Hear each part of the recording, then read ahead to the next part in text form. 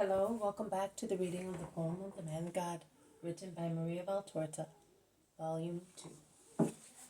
Chapter 168, Part 2, Aglay, in Mary's house at Nazareth. Aglay continued speaking. Oh, what a dreadful struggle against myself. Worn out, bleeding, wounded, feverish, without my doctor, homeless, without food. I looked behind me and in front of me. My past would say to me, come back. My present said, kill yourself. My future used to say, hope. I did hope. I did not commit suicide. I would if he rejected me, because I do not want to be what I was. I dragged myself to a village, asking for shelter, but they recognized me. Like an animal, I had to run away, here, there, always chased, always scorned at, always cursed, because I wanted to be honest, and because I had disappointed those who, through me, wanted to strike your son. Following the river, I came up to Galilee, and I came here. You were not here. I went to Capernaum. You had just left. But an old man saw me, one of his enemies who wanted me to bear witness against your son. And as I was weeping without reacting, he said to me, everything could change in your favor if you would become my lover and my accomplice in accusing the Rabbi of Nazareth. It is enough for you to say, in the presence of my friends, that he was your lover. I ran away like a person who sees a snake creep out of a flowery bush. I thus understood that I can no longer go to him, and I came to you. Here I am. Tread on me, for I am mud. Here I am. Reject me, for I am a sinner. Here I am. Call me by my name, prostitute. I will accept anything from you, but Mother, have mercy on me. Take my poor soiled soul and take it to him. It is a crime to put my lust into your hands, but only there it will be protected from the world that wants it, and it will become penance. Tell me how I must behave. Tell me what I have to do. Tell me which means I must use to be no longer ugly. What must I mutilate in myself? What must I tear away from myself that I may no longer be sin, or an allurement, that I may no longer have to be afraid of myself and of men? Shall I put out my eyes, or burn my lips, or cut my tongue? My eyes, lips, and tongue have served me in evil deeds. I no longer want evil, and I am willing to punish myself and them by sacrificing them. Or shall I tear off these greedy loins, which have driven me to perverted love? Or these unappeasable viscera, which I am afraid may be aroused afresh? Tell me, please, tell me how can a woman forget she is a female, and how she can make other people forget? Mary is upset. She weeps and suffers, but the only sign of her grief are the tears that fall on the repentant woman. I want to die only after I have been forgiven. I want to die remembering nothing but my Savior. I want to die knowing that his wisdom is friendly to me, and I cannot go near him, because the world looks at him and at me suspiciously to accuse us. Aglay cries, prostrate with grief. Mary stands up whispering, how difficult it is to be redeemers. She is almost breathless. Aglay, who hears the whisper and understands her gesture, moans, see, you can see that you are disgusted too. I will now go away. I'm done for. No, my daughter, you are not done for. No, you are beginning now. Listen, poor soul, I am not moaning because of you, but because of the cruel world. I will not let you go, but I will pick you up. A poor swallow, tossed by the storm against the walls of my house. I will take you to Jesus, and he will show you your way to redemption. I no longer hope the world is right. I cannot be forgiven. You cannot by the world. You can by God. Let me speak to you in the name of the supreme love who gave me a son, that I may give him to the world. He took me out of the blessed simplicity of my consecrated virginity, so that the world might receive forgiveness. He drew my blood not from my childbirth, but from my heart, by revealing to me that my creature is the great victim. Look at me, daughter. There is a large wound in this heart. It has been groaning for over 30 years, and it is becoming deeper and deeper, and it consumes me. Do you know its name? Sorrow. No. Love. It is love that bleeds me, so that my son may not be the only one to save. It is love that sets me on fire, that I may purify those who dare not go to my son.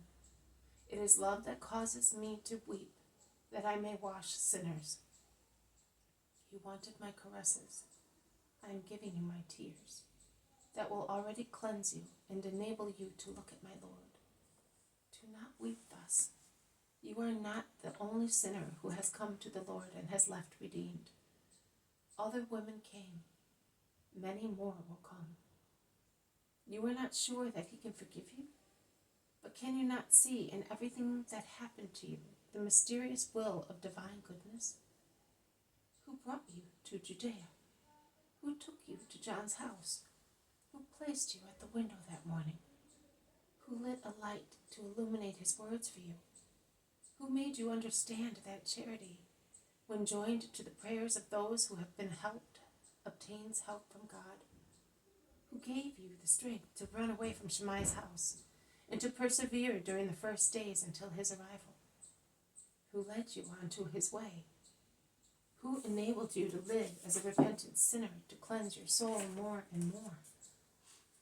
Who gave you a martyr soul, a believer's soul, a persevering and pure soul?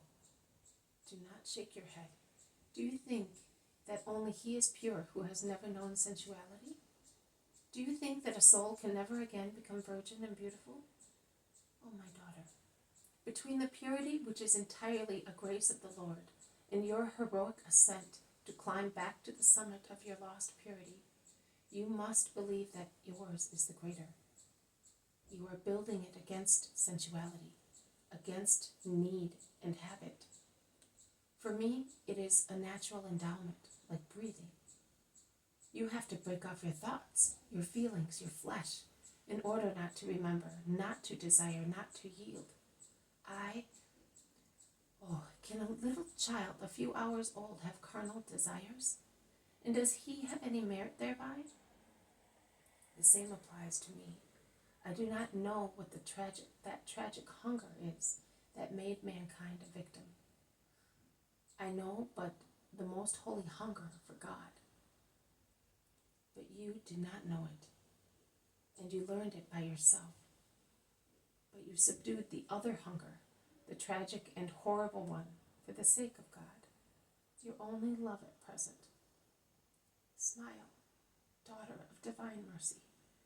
My son is working in you what he told you at Hebron. He has already done that. You are already saved because of your good will to be saved, because you have come to know of purity, of sorrow, of good. Your soul has revived. Yes, you need his word saying to you, in the name of God, you are forgiven. I cannot say that, but I give you my kiss as a promise, as a beginning of forgiveness. O eternal Spirit, a little of you is always in your Mary. Allow her to pour forth your sanctifying spirit on this creature who is weeping and hoping. For the sake of your Son, for the sake of our Son, O God of love, save this woman who is expecting salvation from God.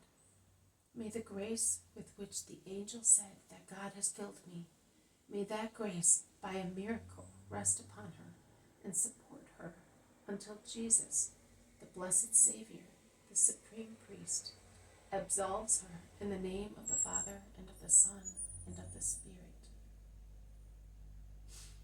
It is late, my daughter. You are tired and worn out. Come, rest.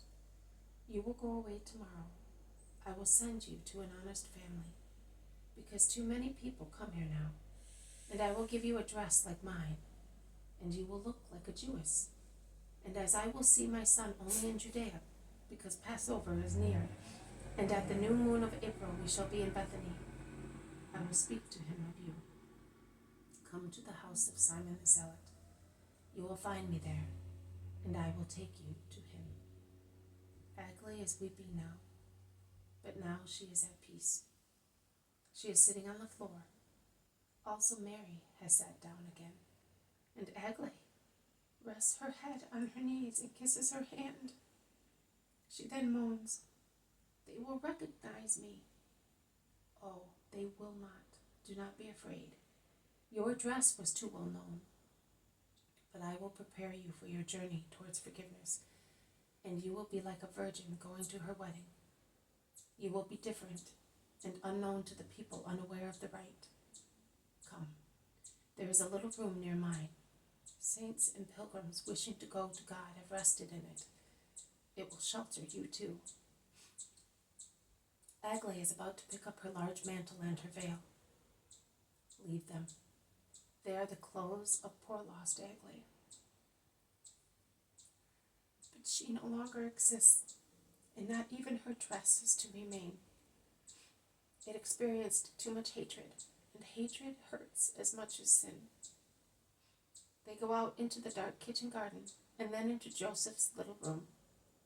Mary lights the little lamp on the shelf, caresses the repentant woman once again, closes the door, and with her treble light, she looks to see where she can take Aglae's torn mantle, so that nobody may see it the following day. This has been a reading from the poem of the Man God, written by Maria Valtorta, Volume 2, Chapter 168, Part 2, Aglae in Mary's house at Nazareth. Thank you for listening. I will see you tomorrow. May God bless you, and may peace be with you.